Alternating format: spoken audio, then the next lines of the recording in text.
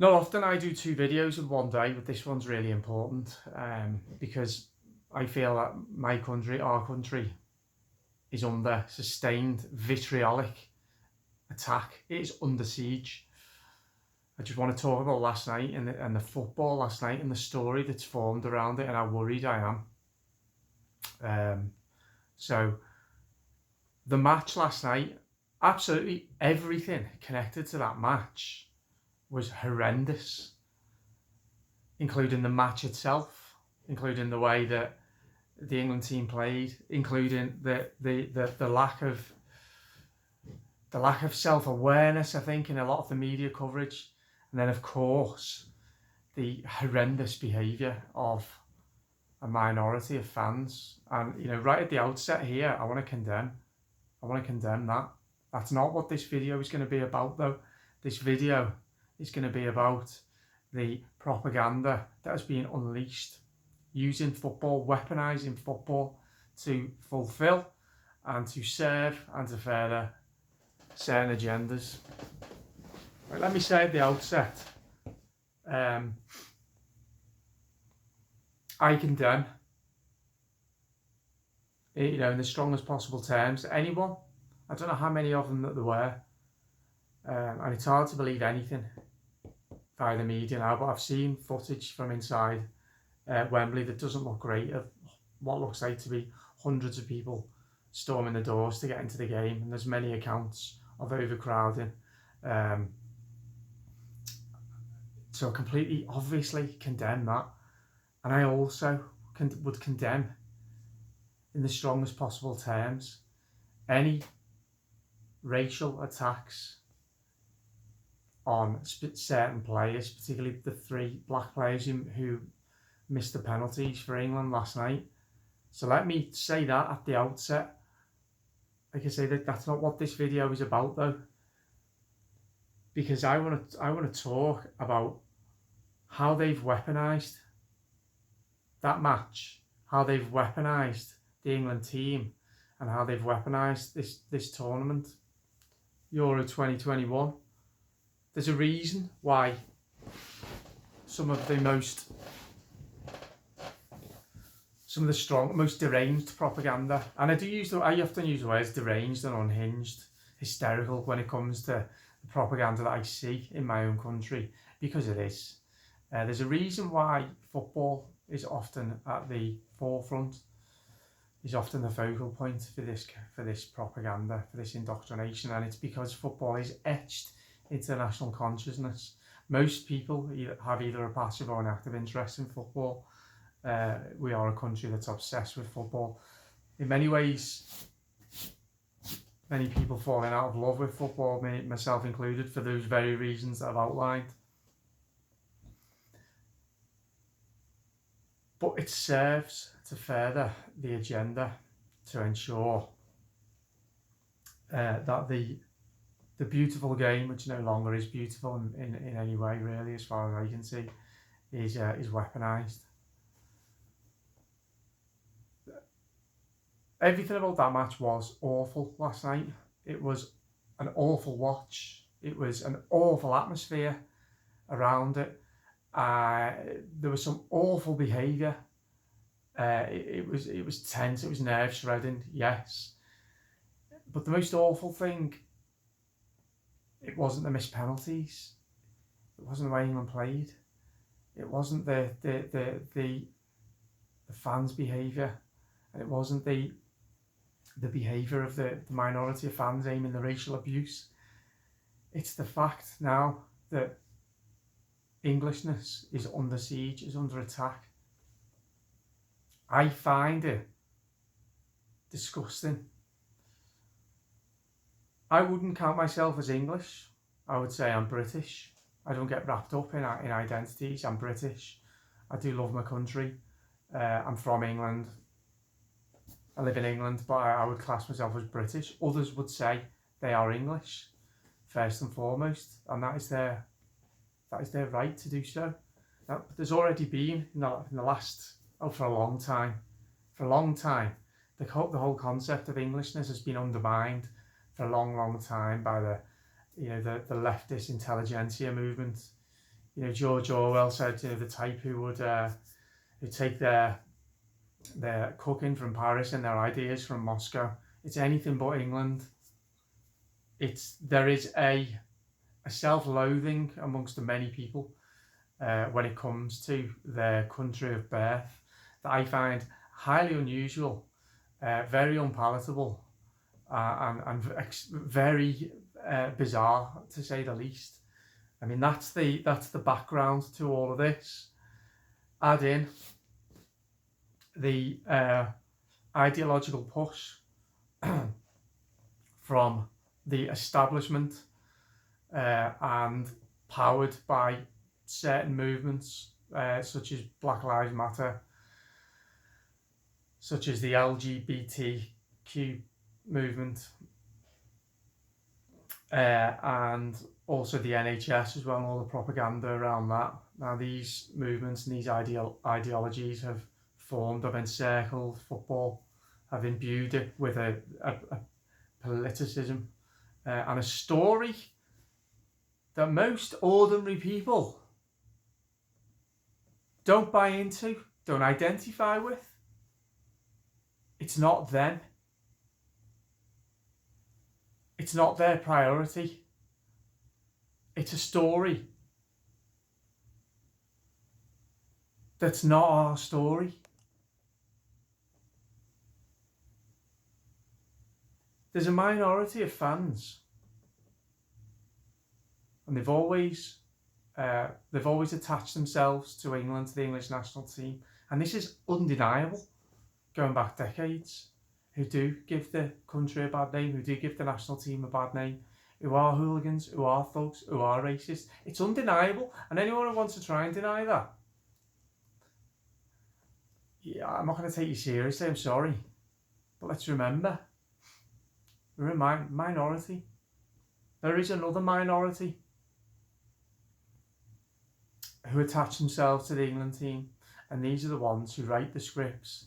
These are the ones who inform the direction. These are the ones who tell the players and the managers the messages, the scripts that they need to read from, and the behaviours that they need to espouse.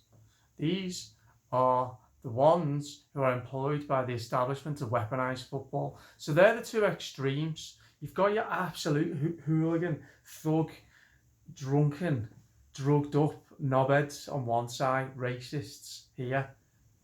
A very small but vocal minority. And on this side, you have the talking heads, the leftist intelligentsia. Also a minority, but incredibly vocal. And in the middle, you've got the rest of us. You've got the vast majority of people in this country who remember football, who remember maybe Italia 90, who, like me, remember Euro 96, remember 1966 World Cup, remember as recent as maybe, I don't know, 7-8 years ago, when football was just a game. It wasn't poisoned and polluted by politics and by ideology. It was a game to be enjoyed. An imperfect, organic expression of spontaneity and physical prowess. There were no hearts with "I love NHS" on the shirts. There wasn't Black Lives Matter flashing up on the screen every 2 minutes. There weren't multicoloured bootlaces and captain's armbands on the players. Is it any fucking wonder why so many people in this country can't stand watching football now? Who are sad about the descent of their own club into wokery? Who look at the English national team and against their best interests, maybe think, well, like I've said in my video previously, put that to one side, I'm still going to support the national team because it brings a sense of togetherness and unity. A sense of togetherness and unity that so many people want, but that is just being smashed to bits all the fucking time. It's That's why they're targeting football. So what was last night about? It wasn't about Italy winning their first European Championship since 1968. It wasn't about England losing in their first final for 55 years. It wasn't anything to do with the football. It wasn't to do with the fact that England yet again lost the penalty shootout. And the heartbreak, involved in that.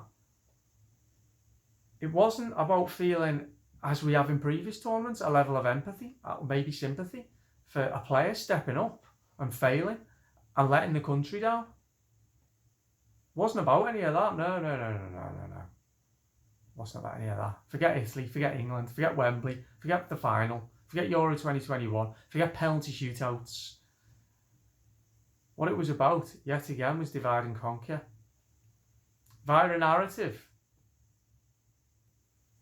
that most people, most decent people, don't recognise. Yeah, here we are.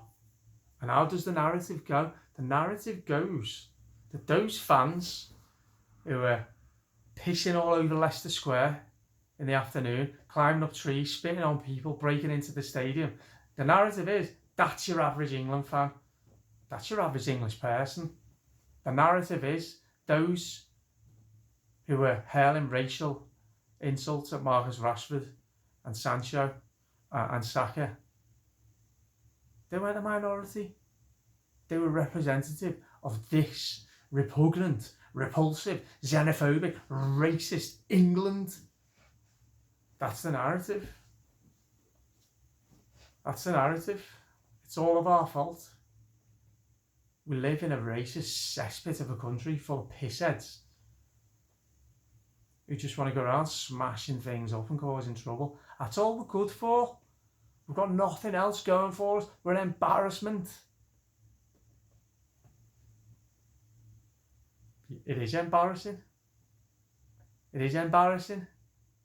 The fawning over certain players, certain movements, certain ideas. We're told, aren't we? Just like we're in a war against the virus. What? We're also in a war against racism, apparently.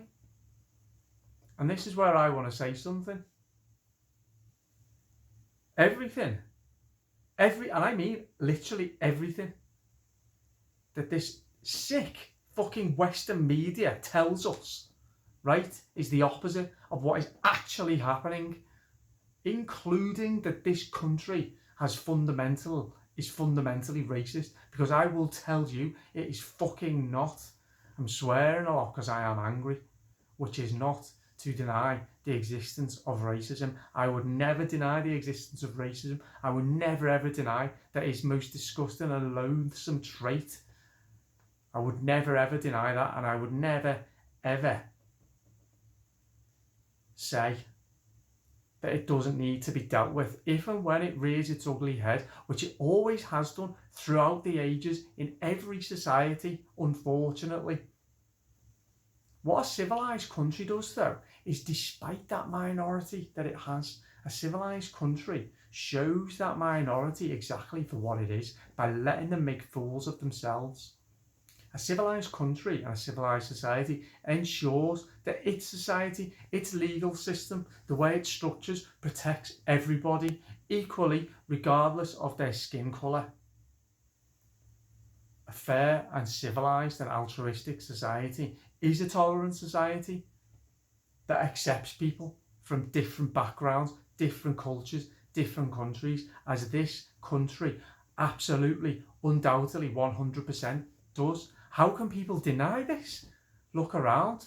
Look at the many different restaurants that you'll see right across the country. Look at the places of worship, the churches as well as the synagogues and the mosques. You can see it in our people. Different skin colours, different languages spoken. Why on earth are so many people desperate, risk their lives to come to this country? Why is that? But no, none of that's true according to the talking heads, because they don't want to acknowledge those facts, because they want us all to believe that we're racist, we're xenophobic, we're intolerant, we're not inclusive.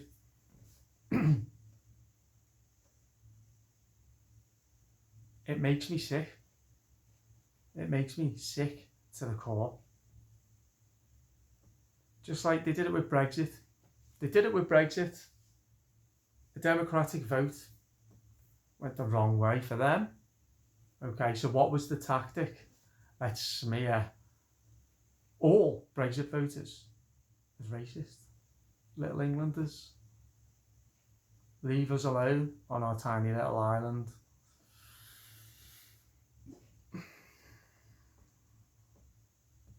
I was listening to Talk Sport when I was in work before.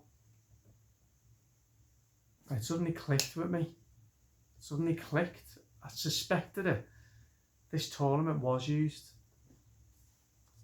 This tournament and England were used as a propaganda to further the propaganda. It was used as a tool to further those political aims. It makes so much sense. Southgate lecturing everybody on why criticism of taking the knee, of being subservient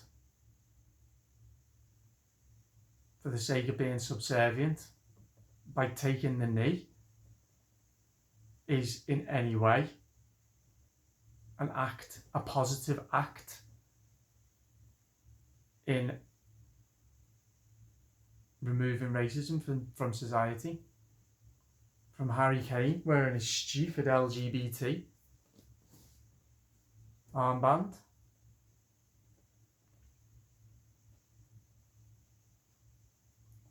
to the fallout from this match. Like I say, it's not about football.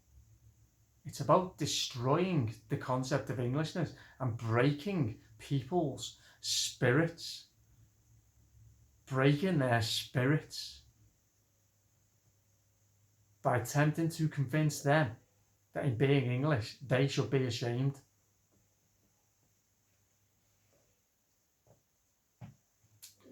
We've got to be very, very careful from this point on now. Very careful. Because what I am hearing, what I am seeing, is the biggest overreaction I think I've ever seen to anything, ever. We know what the playbook is. We know what the script is. Divide people by portraying one group as virtuous and one group as the villains. We get that. Tried and tested. But it's reached sinister and depraved new levels now. And I feel people can no longer be silenced anymore. And I know full well I'm speaking for millions of people when I say these things, what I'm saying. But I feel like it needs to be said.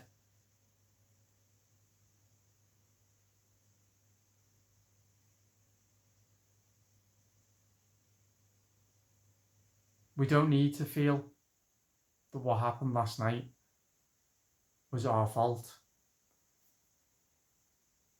We don't need to feel coerced and bullied into taking a stand against something that we do not need or want to take a stand against. And I'll tell you why. When they say it's all of our responsibility to fight racism, what they really mean is it's your responsibility to join our movement. Because we're right and you're wrong until you join our movement. Racism exists, undeniably. No, we don't need to join their movement. What we need to do is to continue to be our own individual, value-driven selves, because if we are, we won't be tolerating racism anyway. But I tell you what else we won't be doing? We won't be seeing it everywhere we look. We won't be bringing it into every single conversation all the time. We won't be looking for it. Because that's what they do. They have to look for it, and they are obsessed with it. Because it's what gives them the oxygen of publicity. So it doesn't matter whether it's there or not. To them, it's always there. To us, if we see it, we'll call it out. But we don't need to go looking for it. Because we're not obsessed against pitting people of different colours against each other. We're not concerned about pitting people of different sexual orientation against each other. Because I know, and I know my subscribers, you're watching this, we don't care about characteristics. We care about character. We don't care about demographics. We don't care about where people are from. We care about their story, not the story that some Marxist group wants to attach to their tribe or what they think is their tribe. No. I care, and I'm interested in people's stories as an individual. Tell me a story. I don't care whether you're black, white or brown. I don't care whether you're straight, gay, lesbian, bi. I don't care. I do not care. It couldn't matter less to me if we were living in an age where I was more protected under the law by virtue of where I'm from, my skin colour, than they were. Then yeah, of course, I will be fighting a cause, but I'm not fighting a cause that does not need to be fought. Those battles have been won. And now, it's about not obsessing about seeing racism everywhere. It's about doing genuinely doing the things and living our lives in a way that is genuinely inclusive, that is genuinely tolerant. And isn't it funny how the most inclusive and tolerant people very, very rarely use those words, because they realise there's catch-all words that just can end the debate. Oh, I'm inclusive and tolerant. Oh, you're a good guy then. Right. Okay. As long as I champion diversity, equality, inclusivity and tolerance and liberalism. Oh, you're definitely on the right side then, okay. We don't need to ask anything about your story, what you represent, what your values are, just because you champion equality and diversity. Well, that's the kind of society we've got now. So the strongest characters are the ones, right, who are going to call out this shit, who are going to say we are under attack from Marxist ideology, who are employing certain people and certain characters as the spearhead for their nefarious and dark movement. One which is built on the absolute disgust of humanity. They only use certain characters, certain people, and pretend to care about them because it furthers their aims. They don't care about anybody, whether you're black or white or brown or whatever colour. They don't care. Marcus Rashford, they don't care about you. You're being used. You're being weaponised. You say the right things for them. Harry Kane, wait, you're stupid. Grow a pair.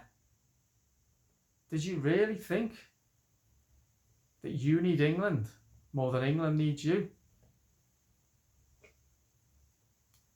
I think England needed you more. You could have said no to that. Stand up. Don't represent collectivism. Represent individualism, surely. And for the rest of us, they want us. They are trying to break. They are trying to break us.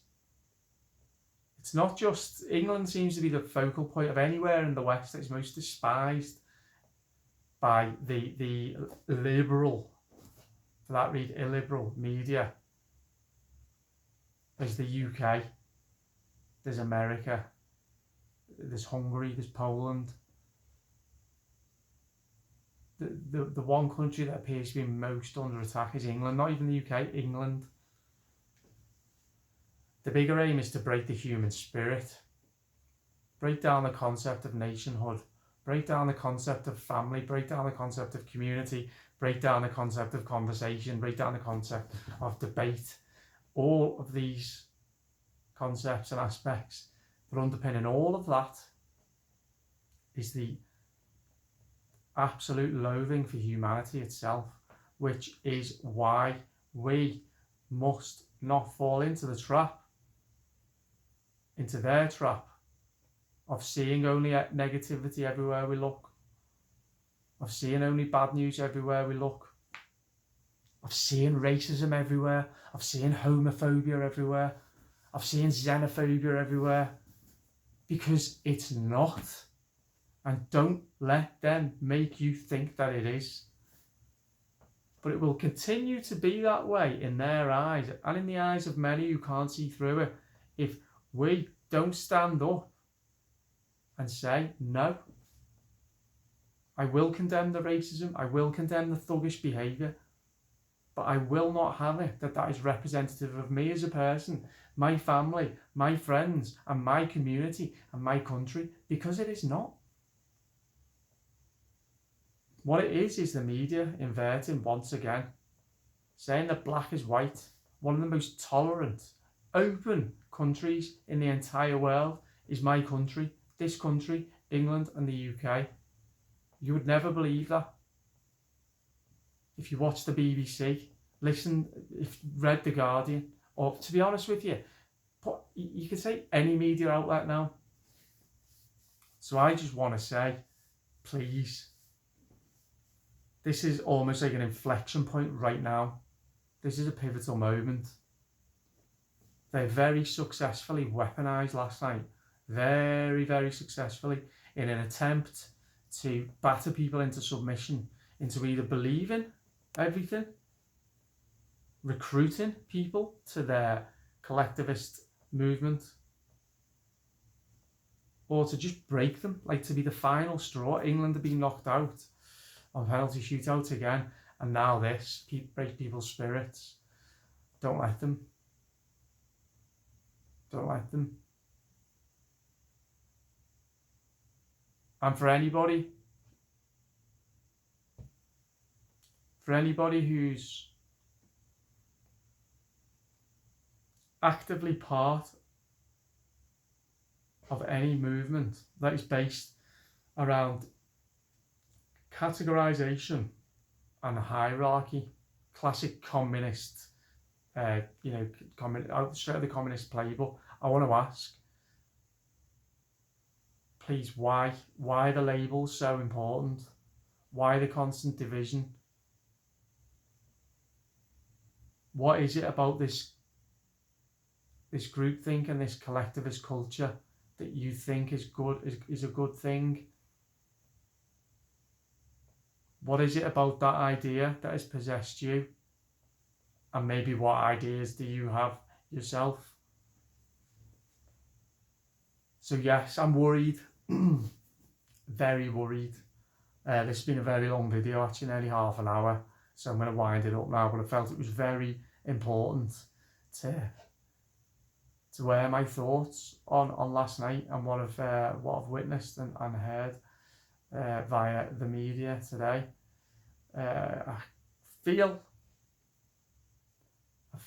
like I can see what it is they're trying to do. Please let me know in the comments what you make of what I've said. I would be very grateful. I'll be back tomorrow with another video. I'll speak to you soon. Bye bye.